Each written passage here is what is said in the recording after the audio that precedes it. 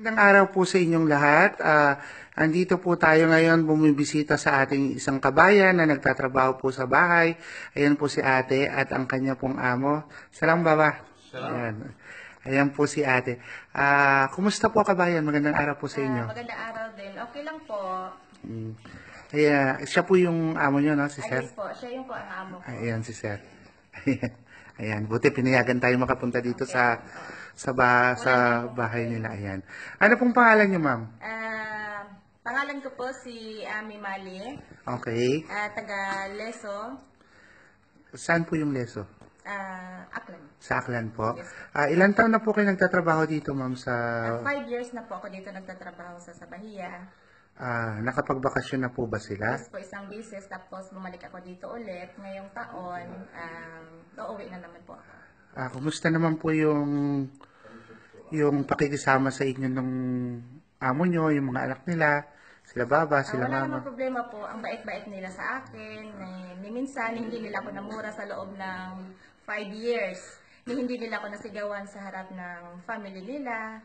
Parang ang turing nila sa akin, parang kapamilya na rin. Pero minsan meron pong nangyayaring tampuhan, Meron misunderstanding. po, pero hindi ko yun niloloob, iniisip na yun. Kumbaga, hindi nyo nilalagay Hindi, sa... hindi po, hindi. So, kumbaga, lumilipas Oo, lang din sila, po. oo. Ayan. Kumusta naman po yung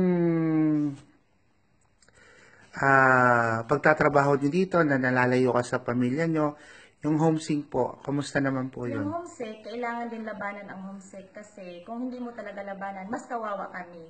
Kasi lalo pa sa akin, lalo na may anak ako, pinufocus ko lang talaga sa trabaho para hindi ko sila maalala lagi. Yung pagkain nyo po, kumusta Ay, naman yung po? pagkain, walang problema. Maluluto ko yung gusto kong pagkain, nakabuko din ang pagkain nila sa amo ko, at nakabuko din sa akin. Kung anong gusto kong lutuin, maluluto ko. Yung tulog po, okay naman po yun. Yung tulog ko, walang problema. Sagad sa tulog. Ang gising ko, 8:30 sa umaga. So, okay po yung kalagayan nyo Walang dito. problema. Mapalad po kayo kasi hindi naman po lahat ng nagtatrabaho dito sa bansa ng Kuwait bilang kasambahay ay medyo pinalad po sa amo na kagaya nyo. Yes. Ayan po. Thanks God kasi ang bait-bait ng amo ko dito. Ayan. Aware po ba kayo ngayon, ma'am, na sa mga bali-balita tungkol po sa bansang Kuwait, yung mga sa Facebook po, yung mga namamaltrato, ganyan, at yung recently, may mga namatay, okay? At ngayon po, nagdeklara yung gobyerno natin na ipahinto yung pagpoproseso ng OEC. Yan, sinuspindi po. Ano pong masasabi niyo doon sa mga negatibong balita tungkol po sa Kuwait? Ang masasabi ko doon, hindi lahat ng Arabo masama. Okay. Kahit sa ang bansa naman po, meron talagang masama. Dito, tingnan po natin yung daliri natin. Hindi po pantay-pantay. Kahit saan po tayo, Tama. kahit saan po tayo pumunta, meron talagang hindi mabubuti ang ugali at meron ding masasamang ugali. Kahit po Pilipino or Kuwaiti man yan. Pwede po ba natin ma'am, makita yung kwarto nyo? Kung okay lang po sa inyo. Pwede. Okay lang? Okay po. Sige po. Sir, no problem ha. We see the here Gurpa. Mapi muskila? Gurpa Malia. No problem? Oh. Ano wala daw problema.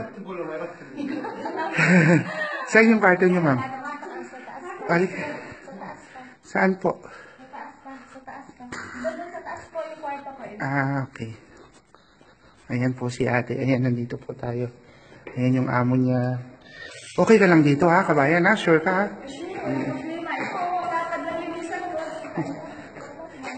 Ikaw lang ba mag-isa rito? Dito daw. Sabi niya doon daw. Ay, doon na. Saan? Halika. Ayan. Ay, Zen. Hi. Nagsisimula. Ayan po, mga kabayan. Ayan, dito tayo. 5 taon ka na dito, gang ha? 5 taon.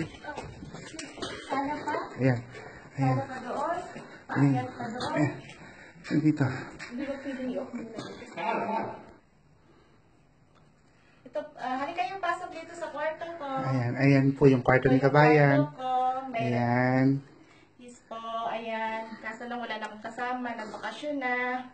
Okay. Ito yung ref ko at saka water dispenser. Di ba may sarili ka pang rep at saka water dispenser. Yung pagkain nyo okay ha? Kung nakakapagluto rin ngayon ng sarili nyong Yes po. Kung pwede pagkain. ako magdala dito, pwede naman, walang problema. Walang problema. Oo. Oo. So swerte kayo sa amo nyo. Alhamdulillah. Opo. Ayan si Kabayan. Ayan po, nakita po natin ang kwarto ni Kabayan. Ayan siya. Okay. Bababa po ulit tayo. Ayan. Meron siyang sariling rep. Ayan. Ayan po. Uwi na po tayo. Nabisita natin si Kabayan. Ano nga po pala yung agency nyo, ma'am? Zontar Manpower Agency. Zontar Manpower Agency. Dito po sa Kuwait. Dito sa Kuwait, Khalid Ibrahim Manpower Agency. Okay. Sino po yung sekretary nyo? Si Ma'am Lolit. Si Miss Lolit. Ayan. At saka sa Aklan, si Ma'am Santa. Hi, Ma'am! Sige po. Lalabas na tayo. Uwi na kami, Kabayan. Okay, ingat po kayo. Ayan, hati tayo ni Kabayan palabas. Salamat din sa Oo, pag-visit. kasama yung amo niya. Salamat po. Yan, sir. Sir, wajid syukran, ha? Thank you very much. Yung amo mo palang babae. Sorry sa amo kung amo babae.